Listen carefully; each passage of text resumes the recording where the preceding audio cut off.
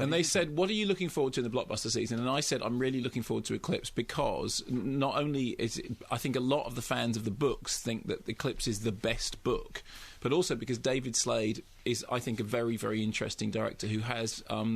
if you look at his past films, he made Hard Candy, which is this extraordinary movie which effectively introduced Ellen Page, I think, to a wide audience, which is a really interesting twist on the horror genre, in which she plays a very young girl who comes into contact with a predatory older man. You think that the power structure is one way, but it completely turns the tables. A very, very intelligent script I think it's by Brian Nelson. And after that, he directed 30 Days of Night, which is an Alaskan set vampire movie in which the whole gimmick is that the night comes down and it's 30 days of night in which the action plays out in sort of full-on throat-ripping vampire movie. So I thought the fact that David Slade was coming to the project was going to have effectively the same effect on the series as when the Harry Potter movies, after being started off being directed by Chris Columbus, although I do think the first two Twilight movies were perfectly fine. They were well directed, but I think David Slade brings something else to them.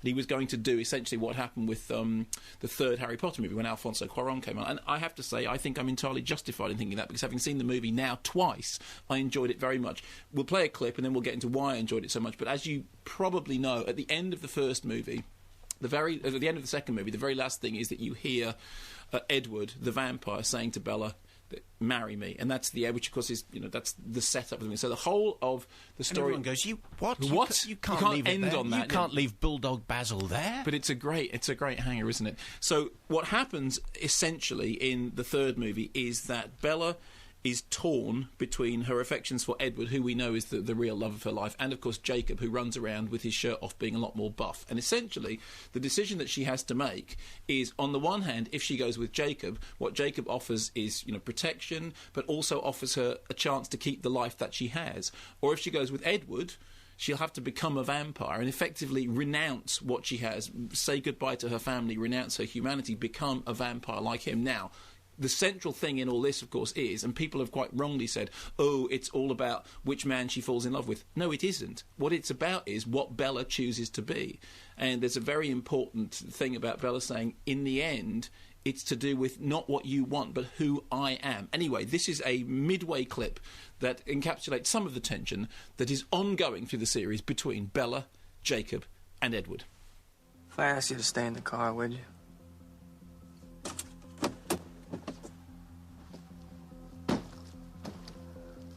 Of course not. Hey. Charlie said you left town. Yeah, to visit my mom. Why? Just checking to see if you're still human. Look, I'm here to warn you. If your kind come on our land again. You should leave. Now. She has a right to know. She is the one the redhead wants. Victoria? Alice's vision. I was trying to protect you. By lying to me. You. Why haven't you called me back? I had nothing to say. Well, I have tons. Hold on. Hey. Oh. Edward, you have to trust me. I do trust you. It's him I don't trust. Hey, who's the Gren, Jacob? Just going for a ride. Hold on tight. So I think, crucially, the key things about this that I think make it the best of the series so far, I think just as a director, I like the way David Slade directs. I think he's economical. I mean, although the film isn't short, I think he gets through an awful lot. So, I mean, you look at the length of the book. I mean, he gets through an awful lot of material, and he does it in a way which is economical and punchy and looks like it's a film rather than just an adaptation of a book. I think the triangular relationship between Bella, Edward and Jacob in this movie is much stronger and much more clearly defined than it was in New Moon. It was an interesting thing with New Moon, which was difficult. When Chris Weitz took it on, there was always the problem that the central theme of New Moon is that Edward is taken out of the picture at the very beginning, and there's an awful lot of the movie in which Edward isn't there and Bella has to mope. When David Slade came into the programme, last week, he mentioned there's that montage sequence in which Bella seems to sit in a chair for an entire year whilst the seasons change around her. Actually, I thought that was quite a nicely visually done thing, but it is true that structurally was a problem for the film. The structure here is much better, much stronger, much more sort of, okay, everything's coming together. So firstly, the love triangle works better in that you genuinely believe that her affections are torn between those two central characters. Although I don't think there's ever any doubt that Edward is the person, to whom she is devoted. There's much more sense in this film that she's devoted to him because he represents what she is, rather than she's devoted to him because, she's in love with him and he's a boyfriend and what she really, really needs is a boyfriend. And I think the strongest thing about the film, and actually the strongest thing about the Twilight series, that an awful lot of cynics have overlooked. I mean, there's a couple of reviews that I saw today in some of the sort of, left-leaning broadsheets, which just hated the film. Hang on a minute. Let me just think. Left-leaning broadsheets, so that'll be The Guardian. I don't think you'll find it's a Berliner format, not a broadsheet.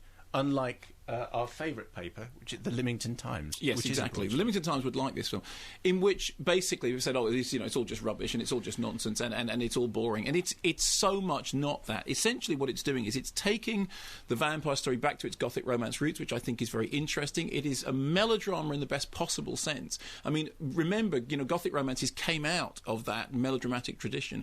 And actually, I think that this criticism that's been levelled at it by some people of, she's a mopey heroine, she just moans, it's completely wrong. Actually, the whole story is about her emotional state, and we've got to a point where we've forgotten that having stories that are based on people's emotional states is perfectly legitimate. In fact, she's the defining factor in it. In the end, the whole story is about the choices that she makes and who she chooses to be and which world she feels secure in and which world she feels hostile in. And of course, the movement that happens during Eclipse is not, in the end, to do with choosing, which boyfriend you actually want to go out with, but it's to do with choosing who you are.